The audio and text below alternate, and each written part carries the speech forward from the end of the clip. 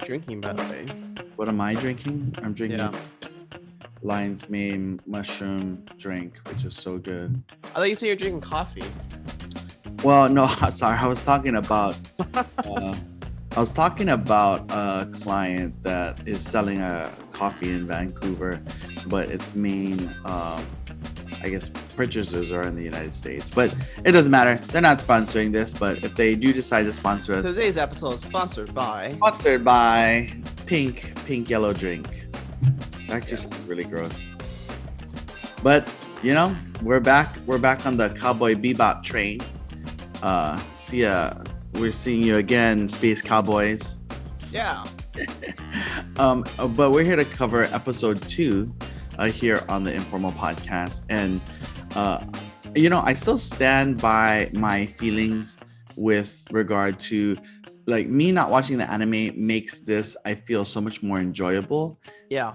Because I can frame the show in kind of like an investigative, like I was telling you this morning, more of an investigative, sci-fi type of episodic, TV show, as opposed to. Well, yeah, but not only that, but I feel like it's also easier for you to get into the groove of this being a whole complete story. Right. Or the format, I should say. It's a lot. You're more accustomed. It's easier for you to adapt to this format of the show, as opposed to someone like me who's used to something completely different. Yeah, and it's so funny because I think about situations like cartoons adapting to real life, and then of course you have comic books adapting to real life, and then you have stories or books that are adapted into real life. And this is an anime, probably a manga adapted into an anime, adapted into a TV show, which I feel like Netflix is disrupting that whole model of manga to anime, because they can anime to real life because they have the money, right? They're just doing exactly what Japanese production companies have been doing for a long time. Well, yeah, that's why I say I feel like they're really following the Japan kind of natural progression of manga, anime, live version. Yeah, and at least with Netflix, there's a certain level of quality you can expect in terms of the budget and the graphics. These episodes don't look cheap, No.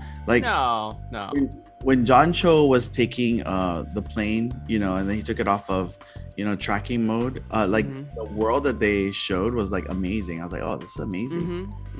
So definitely not cheap episodes. But going back to the story, I do feel that because I have no prior biases, it makes this show so much more better and quicker to watch than something like Visions, maybe.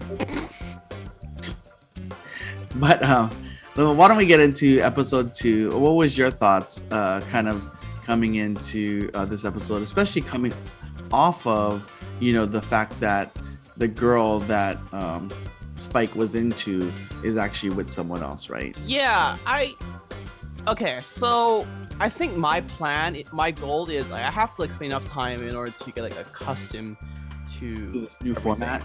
Not necessarily the format, but just literally the entire story. Oh yeah. Because everything just seems completely different. So I was like, okay, I have to throw away everything I know about Cowboy Bebop for the last 20 plus years. Yeah. Throw away any notion of who those characters were, and I have to accept who they are now in this live action. Shed that old skin. And it's fun for me too, because there's a lot of references, Easter eggs, and music that I can kind of pick up on from the original show. Yeah. So I guess that kind of serves as more of a nostalgia point for old fans. But yeah, for the most part, everything just kind of feels I guess brand new. So I think the longer I spent watching this show, the easier or the more enjoyable it becomes for me. Right. Yeah, and so now you're mixing in your old paradigm. Kind of the new. Yeah, I just gotta get I just gotta get out of that shell of okay, this is this is what I believe Cowboy Bebop is. I wonder if that's how other viewers are feeling too. I mean, I like when we talk. Oh, I've read some of their other reviews on the internet, and like, man, they're just so brutal on their reviews. Yeah, there was like, it's like, oh, this ruins the entire anime kind of thing. It's like, guys, you need to chill. Right. I think like, it's not, the show itself is not bad. You know what's actually funny that you say that people are saying that? Honestly, when the MCU came out and then we saw Iron Man and Captain America and Thor, I was like, this kind of ruins the the whole comic book story for me, because they weren't like stories built off of things that I was familiar with, right? Like the characters, everything, all these new love interests, like who's all these different people. I mean, like they took a lot of liberties, and I can feel the same way. I felt that Disney did ruin Marvel in the beginning, and they probably feel the same way about Star Wars too, where Disney had ruined. Oh, it's the exact same thing for Star Wars. Everyone feels like Disney ruined Star Wars because they changed a lot, or right, made it more commercially friendly, made it more friendly. Yeah, they went in different directions that people were expecting. Right, exactly. And so I think that Netflix, whoever the director and of course the writers for this show kind of did the same thing. So for me, not having watched the anime, even though I knew it was a popular anime, I just didn't take time to like get into it. I'm actually happy that I didn't, because obviously I do keep up with a lot of animes like Attack on Titan, My Hero Academia, all the mainstream ones, but Cowboy Bebop was one I never got into. And I think the fact that I didn't, and now I'm watching this live version and we're reviewing it, makes everything so much better for me. Yeah. I think people just had like different expectations of the show. But that's a bummer. Hopefully it has some of its redeeming qualities. I mean, even with this coming episode, the hardest thing I think about episode 2 was that for me it felt very predictable. The setup, and then of course the plot lines between both Spike and then of course Jet seem very predictable. Especially since in the beginning, right, they start off with the old montage of like old Western, like, hey, this guy's wanted, this is the biggest bounty in a long time. And then of course Jet and Spike go to investigate it, right? And then that had lands them in a church of all places, right, on Venus. And as John Cho goes to the bathroom, right, he gets attacked, right, which was surprisingly for me not connected to the bomber. Like the bomber was a separate storyline along with Spike's storyline that kind of led him down his own path right after that. So but other than that, I mean, I still feel like they like it does look like an expensive show, especially Anna's bar looks like it was really expensive to rent out. And then of course but something I did want to ask you, did you know kind of what that drop was that Anna kind of received from the bartender? She's like, oh, I got a drop, and then she sent the drop. No, not really. Like I said, like everything's a lot different. So the Anna in this show, both Anna and Gren are very, very different than from the anime. Oh, like, even Gren actually plays a part in the anime? Yeah, Gren's from the anime as well. Oh, cool. That's cool. Yeah, but he only has like 1 or 2 episodes in the entire season. I see. But it seemed, I was reading up on some interviews leading up to the release of the show, and they're saying like they changed a lot, including they decided to take out Gren's backstory for the season. Oh, are they gonna bring it back in? Maybe I don't know. Well, that's the thing. I don't really know. They may not, because his is like, the thing is like the thing about Cowboy Bebop is like every character, whether they're main character or side character, has like a tragic story to tell. Oh, really? Like individually? Yeah. Individually, they all have tragic tales. For example, Asimov and Katarina in the first episode, they had their own story, which you kind of saw in this live action one. Right. But it's very, very tragic one. And then also Spike has his individual story. Jet has his own. Also, we were introduced to like Faye Valentine, Vicious, connected to Spike. And then there's also Anna, and then there's also Gren. Yeah. Who weren't connected initially. So it's interesting that they're now both part of the show, playing major roles in it. And funny enough, Faye actually wasn't in this episode, right? Faye Valentine. Yeah. Which was interesting for me because she seemed like she would have been kind of like a main character, but I guess they had no real ties, so they didn't keep her around. For I'm sure they'll like include her and like she'll join the crew later on. Yeah, because she's in the title screen, right? Mm-hmm. She's in and she is an integral part of the Bebop crew in the anime. So it'd be really weird if they didn't include her. Yeah, the funny thing too is when I look back on old shows like things like Lost or things like Game of Thrones, like sometimes the audience really loves the character so much, makes them very popular. Like, like The Witcher. Like I feel like, the bard for The Witcher was so likable. Didn't he not have a big role in the series? Or does Wait, are you talking? Wait. The Bard in the Witcher Netflix series? The Netflix series, yeah. He was big. He did have a big part of it in the series, but does he have one in the story, like the lore, the video games, and everything? The video games, yes. I don't really remember the books too much. I only read one. Well, I guess my point is that like a lot of TV shows based off of the popularity of the characters kind of warp the story somewhat, like in terms of likability. Because I think like Friends is a perfect example. Like Phoebe and Matt LeBlanc, not LeBlanc, but what's his name? I think Chandler and Phoebe weren't supposed to be part of the main cast, but because their chemistry was so good that they kept them all as friends. Because I think it was supposed to be Joey, Rachel, Monica, and they said that Chandler and Phoebe were actually side characters. And then when they had done the episode, they're like, oh, they work so well together that they decided to keep them as main characters, and then became the history of Friends, right?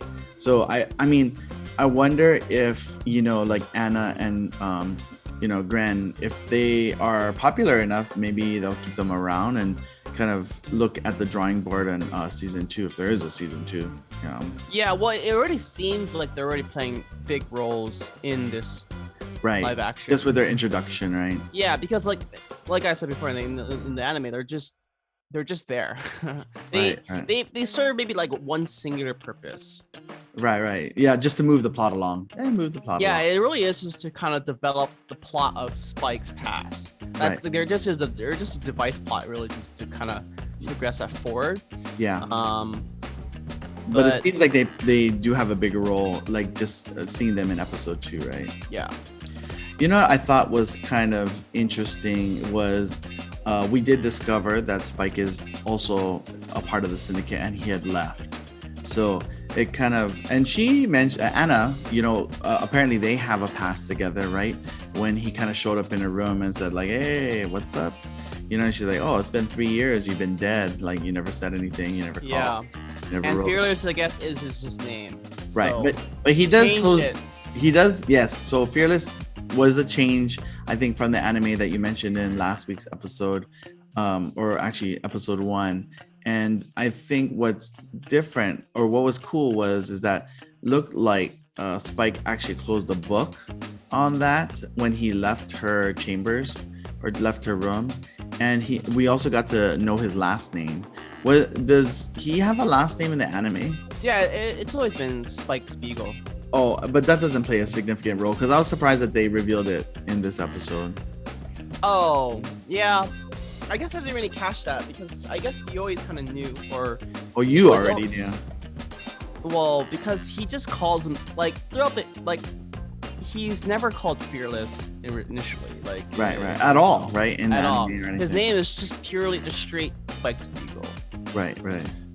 Yeah. And then, all along this plot like storyline, right? With Spike, there's a storyline with Jet, and then Jet feeling like, especially in the two moments where one, at the wedding they split up, right? And then of course Jet was attacked by a syndicate assassin, and then of course Jet kind of followed the bomber, and then kind of the bomber got the best of him, and it kind of put a strain on their partnership.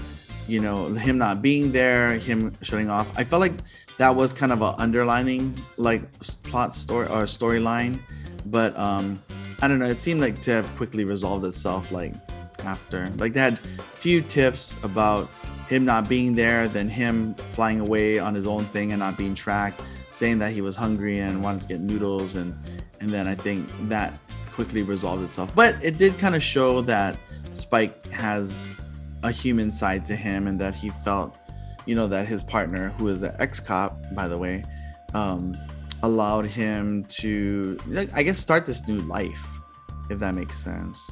Well, he did start, like for Spike, starting a new life.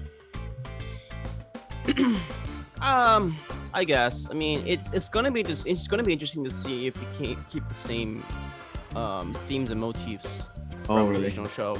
Yeah. So the whole purpose of Cowboy Bebop is to, at least from my own understanding, is to just show like individual characters and people who have trouble moving forward. Right. And they're just kind of just stuck in the present time. Well, like you said, tragic stories, right? Well, tragic stories that are unresolved, I should say. Like for example, Spike's whole. I mean, I can kind of see it too in this one, where like Spike's ties to the syndicate. Yeah. He has a lot of unresolved issues and connections. For example, his love with Julia. Yep. Obviously it looks like he still thinks about her and still cares for her, but he knows he has to let go of her in order to move on with his life. But right. Obviously it seems like he can't. Yeah, I mean, it did seem like that. It's like you said, everyone's kind of tied to some interesting past. That's like they have like some emotional anchor from the past. Yeah. Unresolved, yeah, from their unresolved past, and it's preventing them really from just living for the future. Yeah, and also in this episode, we did get a chance to see Vicious kind of more in like a transactional light, where they did confirm that his wife is Julia. Yeah, Julia. That is that threw different? Me off. That was like I actually get what the fuck is going on? When Anna did say that she was married, but then Spike doesn't know that it is Vicious. But we do get a cut when the elders are like, I guess, punishing. I think he already knows, to be honest. Oh, he has a feeling already. Well, maybe this is playing into like knowing already some of the stuff like ahead of time from the anime, but I'm pretty sure he already knows who the husband is. Oh, I found that's what made episode 2 a little bit different from episode 1. I did think that a lot of the storylines were predictable. Like Anna for spying on. It is very kind of. I guess it is kind of very linear. It's very linear. I was like, oh, it's kind of. But boring.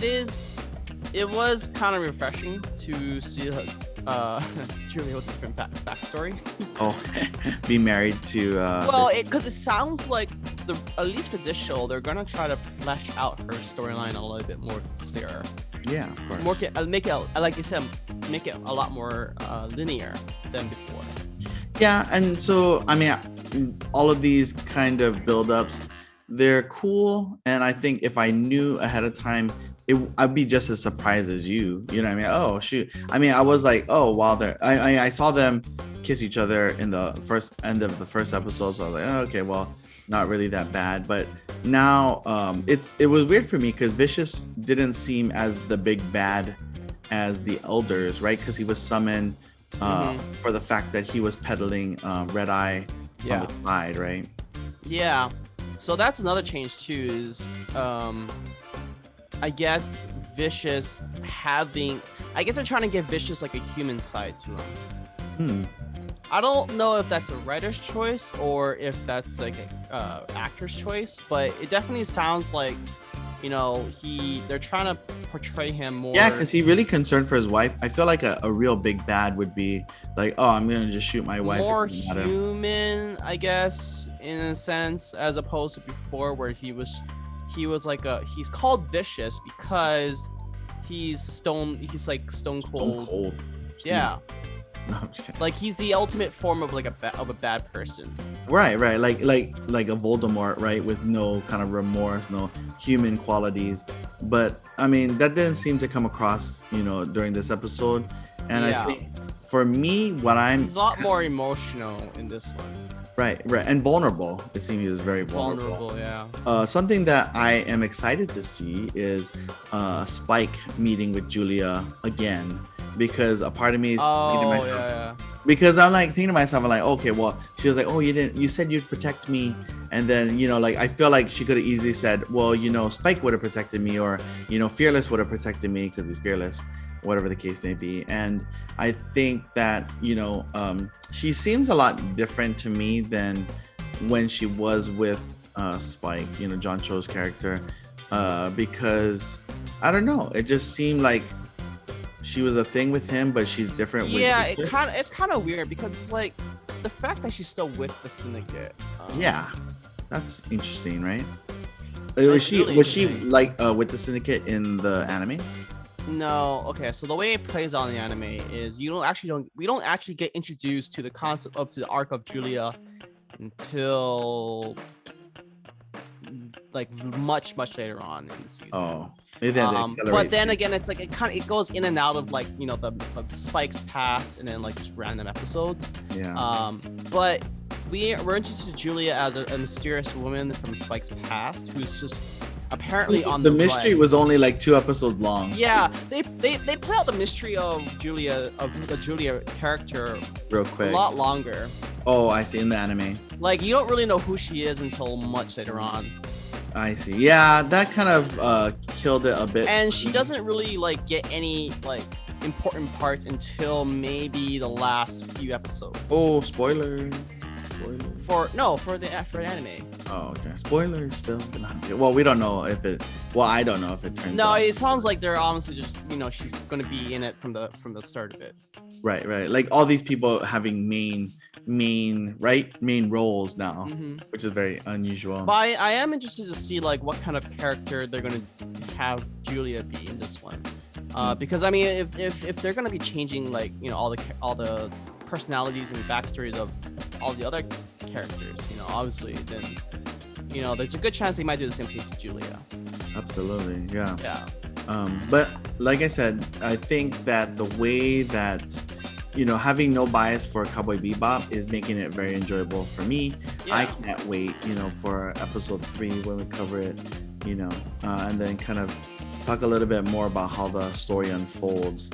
So, was there any other thoughts you had, Jeremy? I just want to say I really appreciate the music in this.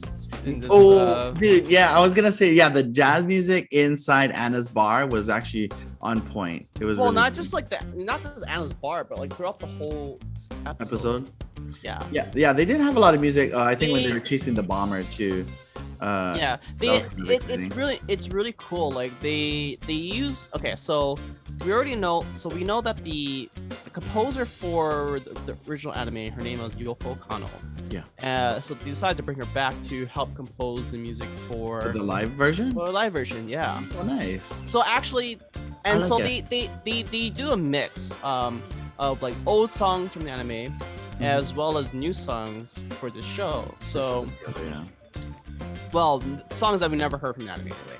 I see. Like for example, the opening song title, right? Yeah. You know, this goes 3, 2, 1, let's jam. Right? That one? Yeah. that's actually the same thing from the anime. Like it's called the song is called Tank. Is it different? Like no, it's exact same. Like literally exact same, phrase by phrase, note by note. Oh, okay. Cool. Even like just the dynamic, you know, the the timing of like the beats are, you know, on point. I don't even know if they re-recorded the song to remaster it, right, or just use the old original file, but it sounds great, and it definitely helps, you know, keep the show lively. Yeah, I definitely think the music is a key component for this entire show. Just keep creating the tone for the style and it has to. It really Bebop, when you were telling me about the episode 1 and bebopping and explaining what bebopping, I mean, I know what bebopping is, but now like I felt when they introduced Gren and then they're in the bar, I was like, you know, oh, this is kind of like bebopping, right? They cut to all the bands, you know, the trumpet player and then all of that. I was like, oh, this is kind of cool, you know, trombone player, all that. So if that, like, everything that you said about the whole jazz appeal, it's definitely within this show, and that's probably why you like it. It's probably why I like it. Probably because of jazz people. These jazz people. Probably. But yeah, let us know what you guys thought about episode 2, and you know, now that you have kind of seen 2 reviews on this, I feel like a lot of the viewers that are watching this will probably like feel like, oh, not only is there different angles, like there's a different dynamic. I think I'm getting a phone call. A different dynamic from what sense? Well, there's a different dynamic in the sense that like we have different perspectives, right? Like I'm watching it with fresh eyes, you're watching with anime eyes. Anime googly eyes. and then you know, we end up kind of at the end here. But you know, like I think the fact that we both see it in different lenses makes this review so much more bigger and broader than, you know, if both of us were like, you know, super Cowboy Bebop fans. Yeah, it's really hard for me to not like say, oh, the anime did this, the anime did that, or stuff like that. And it's like, I know I shouldn't necessarily do it too much because it's not an anime show. It's pretty much its own thing at this point. It's pretty much literally like its own identity, you know. Right, and I think, you know, right, it has to prove itself similarly to like the MCU and also the everything that's been adapted to real life. You know what I mean? Yeah. So, other than that, we'll see you next episode, and you know, signing off on this informal podcast. I wonder if people just fast forward to the end to see if I'm gonna do this. They probably won't even get to the end. They'll be like, we didn't even know you did that. It's like, remember that guy who just like does this stuff when he's saying bye? All crazy like, arm. Oh, I have never watched it again. Yeah, okay. Well, we'll have fans eventually. We'll see you next time, fans or fam.